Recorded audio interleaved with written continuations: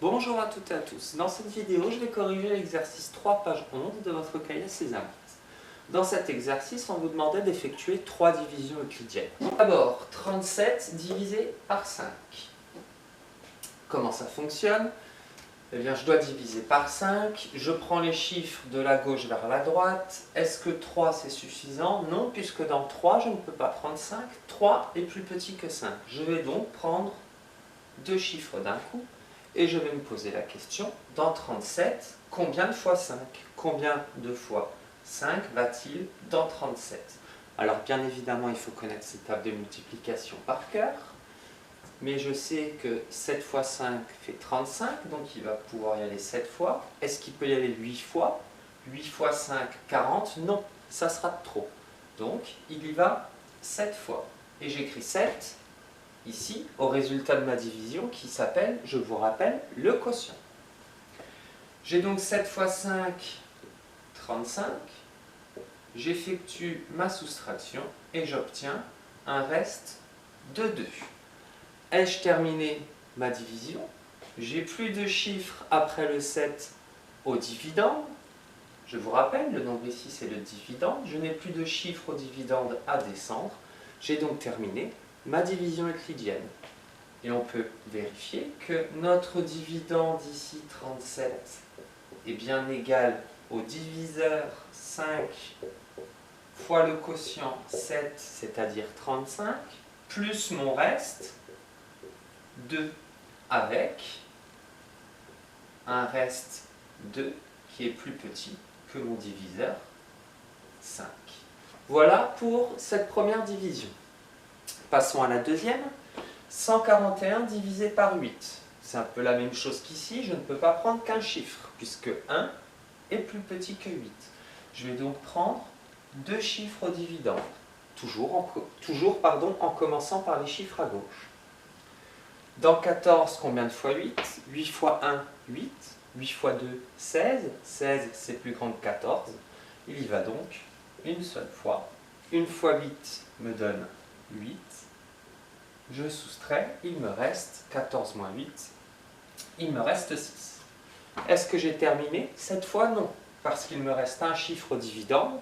Ce chiffre, je vais l'abaisser ici, et il me reste à me poser la question, dans 61, combien de fois 8? Même chose, il faut bien connaître ces tables. 8 fois 7 fait 56.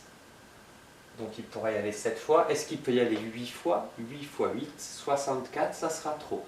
Il y va donc 7 fois. 7 fois 8, 56. Je calcule mon reste.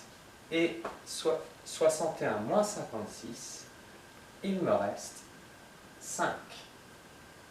Est-ce que j'ai terminé ma division? Oui, je n'ai plus de chiffres à abaisser.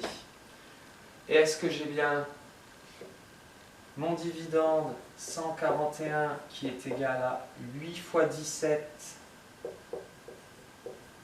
8 fois 17 fera 136. Plus mon reste, ça me donnera bien 136 plus 5, 141. Et j'ai bien un reste, ici 5, qui est plus petit que mon diviseur 8. Voilà pour cette division. Passons à la dernière, même chose. Si c'est plus petit que 9, je vais prendre donc 2 chiffres. Dans 63, combien de fois 9? On connaît ces tables, et là ça va bien aller, puisque 63, c'est 7 fois 9. Il y va donc 7 fois. 7 fois 9, 63. Qu'est-ce qu'il me reste? 0. Est-ce que j'ai terminé? Non. C'est pas parce qu'il reste 0 que j'ai terminé ma division. Il me reste un chiffre à abaisser ici, au dividende. J'abaisse donc mon chiffre, 5. Et il me reste à me poser la question, dans 5, combien de fois 9? Mais dans 5, combien de fois 9? Ben, il n'y a pas, puisque 5 est plus petit que 9. 9, il va donc 0 fois. Mais ce 0, il faut bien l'écrire au résultat ici, à mon quotient. Et ça me donne 0 fois 9, eh bien 0, je fais la soustraction, il me reste toujours 5. Je n'ai plus de chiffres à abaisser, j'ai terminé ma division et j'ai bien mon dividende 635 qui est égal à mon diviseur 9 fois mon quotient 70. 9 fois 70, ça fait 630. Et en ajoutant mon reste, je retrouve bien mon dividende 635 et j'ai bien un reste 5 qui est plus petit que mon diviseur 9. Voilà pour la correction de cet exercice.